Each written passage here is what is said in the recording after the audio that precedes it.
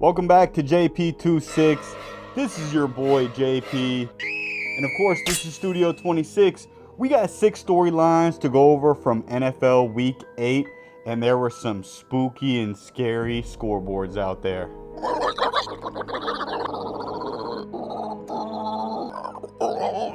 Hit my music.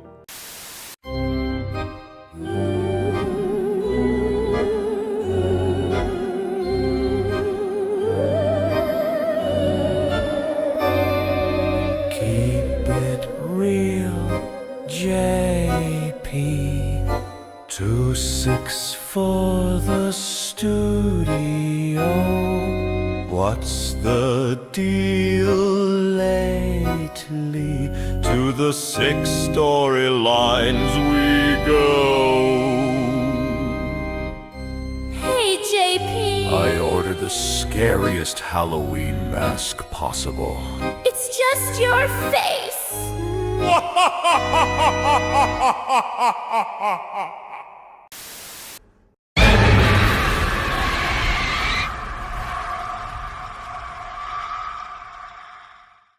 All year long, we've been making fun of these Jets. Oh, look at these fucking losers. Can't even get a win. Your team's a fucking joke. Hey, maybe we need Herm Edwards to explain to you guys how this works again. This is what the greatest thing about sports is. You play to win the game. Hello?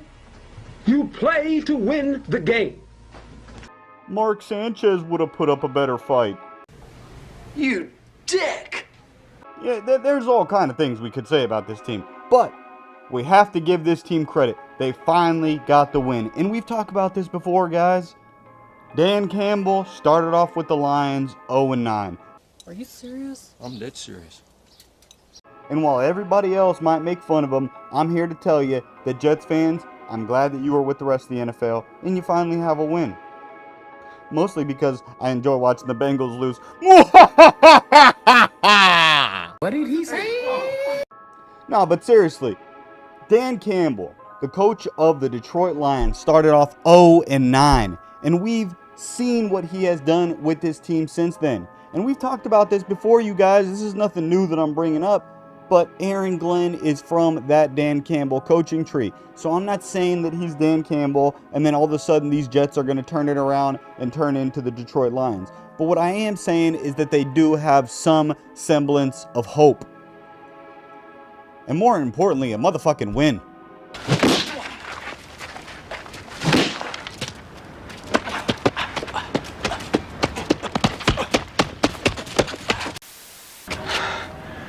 Your best shot.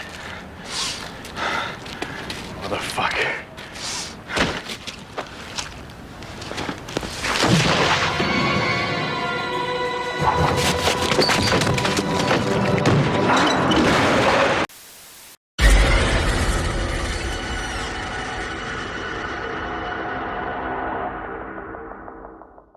Storyline number 5 is my Chargers.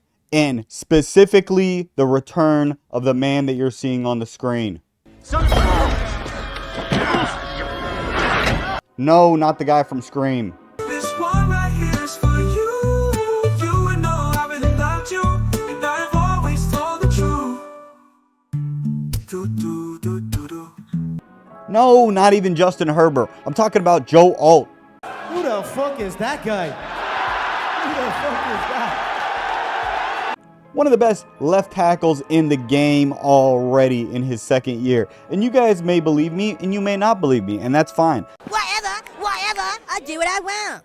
It's no coincidence that as soon as Joe Alt left the lineup, the Chargers offense went to shit. Because the average football fan, they see the quarterbacks and the receivers and the running backs or some guy with a fucking motorcycle helmet and they think, that guy's a fucking idiot. The stupid helmet? Why do I have to wear the stupid helmet?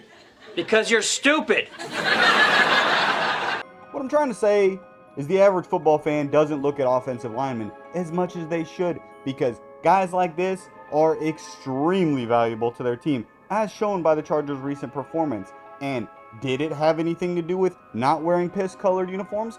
I would like to think so. And the truth shall set you free. And on a side note, we got the return of Khalil Mack. And after we traded for Odafe Owe a couple weeks ago, and we still have Tuli Tuipulotu and Bud Dupree, that gives the Chargers a formidable four-man pass rush. I'm here to tell you right now, we don't care. Let me tell you something. We don't care.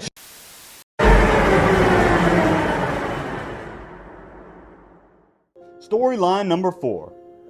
These 4 teams here are to me what I am to my parents. A disappointment.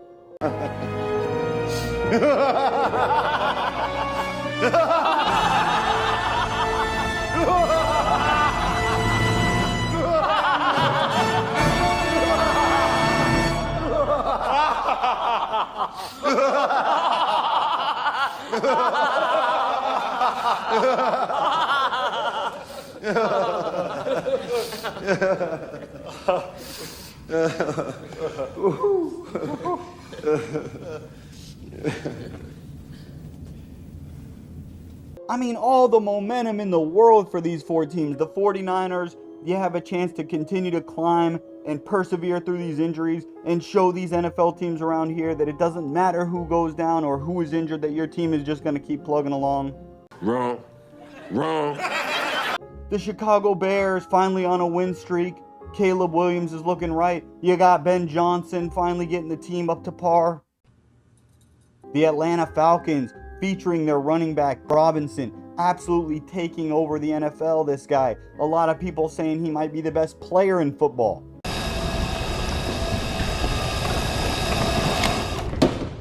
How about new? And the Carolina Panthers, who've been such a surprise this year.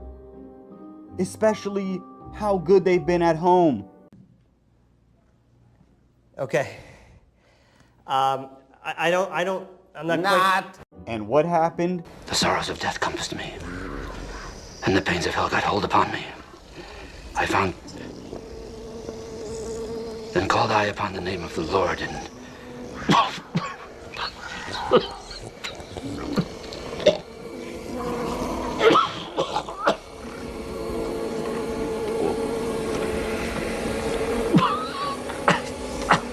my soul from death. God, please, Lord, help me to release this demon. They all took a massive shit. Hold on. Those enchiladas. All of these teams had a chance to go out there this week and assert themselves as real NFC players moving forward. And none of them took advantage of it. I want to play a game. And of course, this happened over in the NFC, as opposed to the AFC where my fucking team plays. Game over.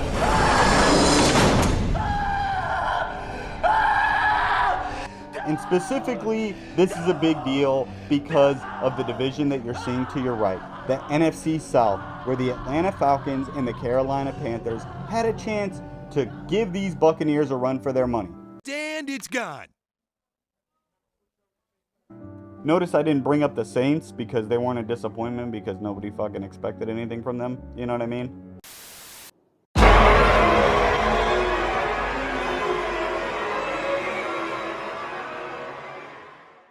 And this leads perfectly into storyline number 3, the Tampa Bay Buccaneers. We just talked about it. The Falcons, the Panthers, shit the bed. Thank you, Lord, the most merciful. Which means that the Tampa Bay Buccaneers are almost a shoo-in to get a home playoff game this year. Honey, I'm home.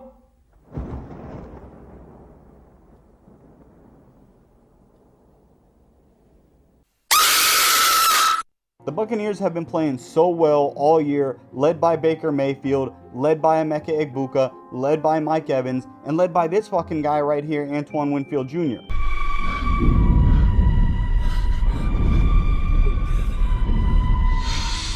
And I grew up watching his dad. His dad played with an edge, and I'm telling you what, This guy right here has that same edge to his game. He's a leader, he's fearless, and he's got those boys on that Buccaneers defensive side of the football ready to match what they got going on the offensive side of the football with Baker Mayfield. So for me, this team right here was my preseason Super Bowl pick for the NFC, and I'm feeling real good about it right now.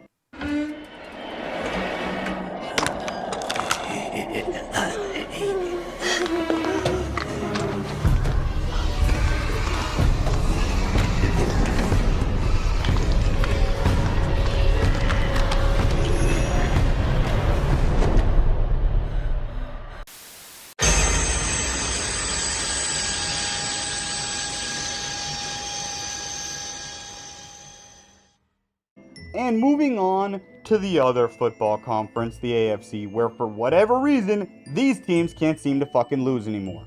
Here's Johnny. There's not much more that I hate than giving credit to another AFC West team. So shout out to the Raiders, because I don't have to do that for you guys, you know what I mean? You suck, you jackass. But these Broncos are pesky, man, and this guy Bo Nix can fucking ball. I'm here to tell you guys. I don't even like saying that. It hurts. It burns coming out. It burns. Here he goes. You make the Lord very nervous. All right. I'm burning now. Take it easy. Hellfire is burning me alive. He's burning. Burning me. The beast is alive. He's among us to clear the streets. The devil is here. And then you want to talk about the Patriots, who are still leading the AFC East. I don't believe you. The same division that Josh Allen and the Bills are in. I did not see that coming. Now, I gotta feel bad, especially for the Dolphins and the Jets fans out here, because they had to go from Tom Brady on the Patriots to Josh Allen on the Bills, and maybe at some point they were gonna get the quarterback that was gonna swing their way, and unfortunately it looks like Drake May is that next guy in the AFC East, and he happens to play for the Patriots again. Not quite evil enough. But it's true. You're quasi-evil. You're semi-evil. You're the margarine of evil. You're the Diet Coke of evil. Just 1 calorie, not evil enough. Mike Vrabel has got this team ready to go, and just like the Broncos, don't be shocked if these Patriots make a run as well.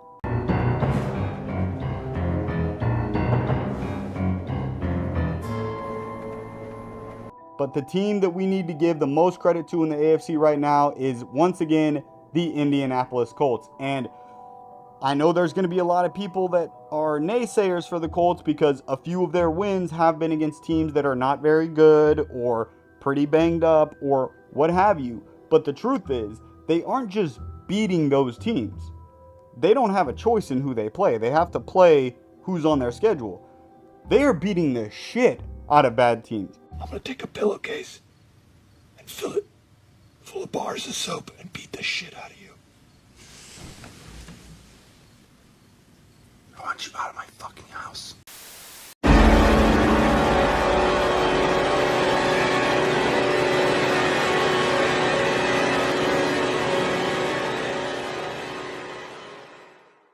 And finally, storyline number 1 is for number 1. Micah Parsons and the Green Bay Packers. Impressive. Very nice. Why is this the number 1 storyline for me? Why in the world would Micah Parsons and the Packers be the number 1 storyline for me this week? Okay.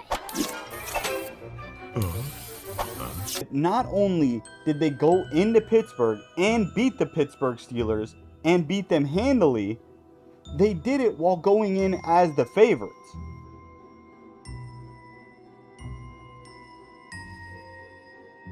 When I saw the Green Bay Packers favored over the Pittsburgh Steelers by 3.5 points in Pittsburgh, it let me know that either Vegas is massively overrating the Packers right now and they're about to be proved wrong on a big stage. Come on.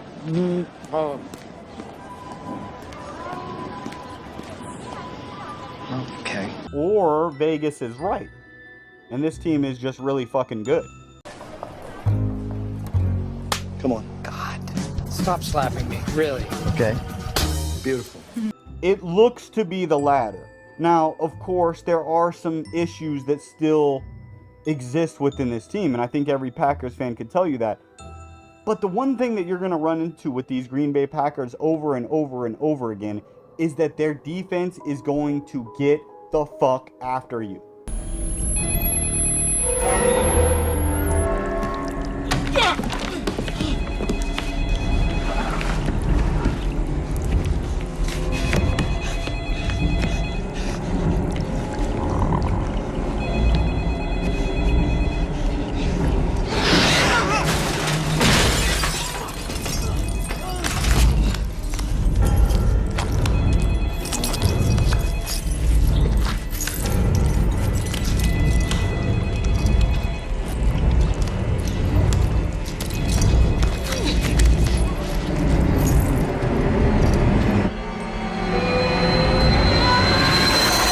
And as I've told you guys many times in the past, and I will say it again, when you get to playoff football, it is about who can go get the fucking quarterback. What do you think? Nice. Jesus. That is really super. How'd a nitwit like you get so tasteful? So that performance for me was well deserving of the #1 spot this week. Shout out to the Green Bay Packers. I know you've had a couple of rough games this year that you weren't too proud of, but make no mistake about it, those games will be completely forgotten about if Micah Parsons and the Green Bay Packers can go out there and win the Super Bowl this year. And that's one big if. And if you have not done so yet, please do not forget to like and subscribe.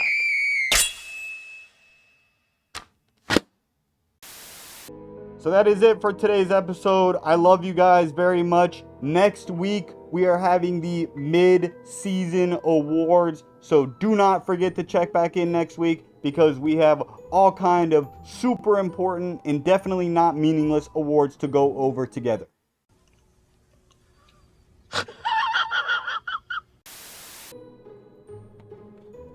Behind the back shot.